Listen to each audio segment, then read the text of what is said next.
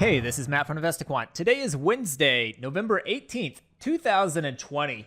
And so far today, we have seen a really quiet session. The market opened up fairly flat in the S&P. We got a little bit of gaps happening in the Russell and the YM on the upside. The NASDAQ gapped down a little bit on the downside, and the S&P opened basically flat. But we've had a pretty quiet session, very light range, very light volume taking place in this session so far today. So what I figured we would do is take a look at this quiet activity that we're seeing here and see what that has led to as we approach the close. So I'm going to go into Discover, and we're going to select all four instruments, and we're going to use an intraday time-based entry for the setup that enters the market at 3 p.m. Eastern Time. It exits the market at the close of regular trading hours, which is 4:15 p.m. Eastern Time.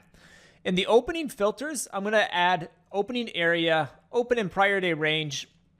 And then next, I'm going to go into the post-open filters, and I'm going to describe the activity that we're seeing right now as a very light range relative to what we've been seeing. So currently, at the time of this recording, the S&P only has 14.5 points of range. It has been averaging just over 50 points of range on the entire session. So we are well under what we've been averaging. We do still have some time left to get there, but we're well under our averages now. So I'm going to select that the intraday range size relative to the 10-day average is less than 50%. And this just means that as of what will be 3 p.m. Eastern Time, the range that we are seeing is less than 50% of what we have been averaging as a daily range over the past 10 days up until that point of 3 p.m. So between the open and 3 p.m., it'll be comparing the similar ranges for today in that time slot versus the past 10 days. What has it been? And it looks like we're going to end up under 50% unless if something crazy happens between now and 3 p.m. So I'm going to use that. And then I'm also going to say we're trading below the open. We're getting a little bit of selling coming in right now as I'm recording this, and we are a bit below the open. So I'm going to add that as well. And then lastly, I'm going to put us in a similar environment of above a 10 and above a 200-day simple moving average, and then click View Results.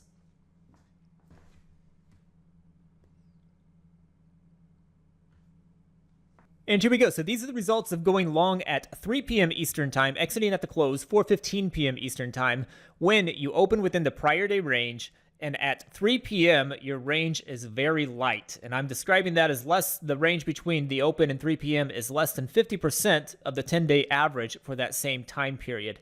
You are also trading below the open at that time. This is taking place above a 10 and above a 200-day simple moving average. Historically, this has happened 31 times in the S&P, 24 in the NASDAQ, 37 in the Dow, and 13 in the Russell.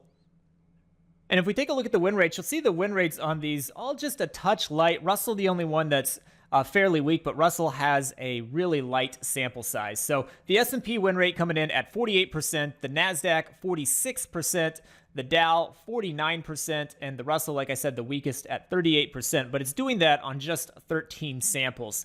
If we take a look at the average win to average loss, you can see average loss larger than the average win in the S&P. That's the same for the Dow and the Russell, whereas the NASDAQ is pretty similar in size. So that's why we're seeing the equity curves moving to the downside, even though the win rates really aren't all that skewed to the downside. They're just a little bit weak. That being said, these numbers are pretty small, so we're not seeing giant moves here historically in these in this last period of trading when you've got a quiet session. So historically, it's not showing a whole lot of big moves in either direction. So hopefully you found that helpful.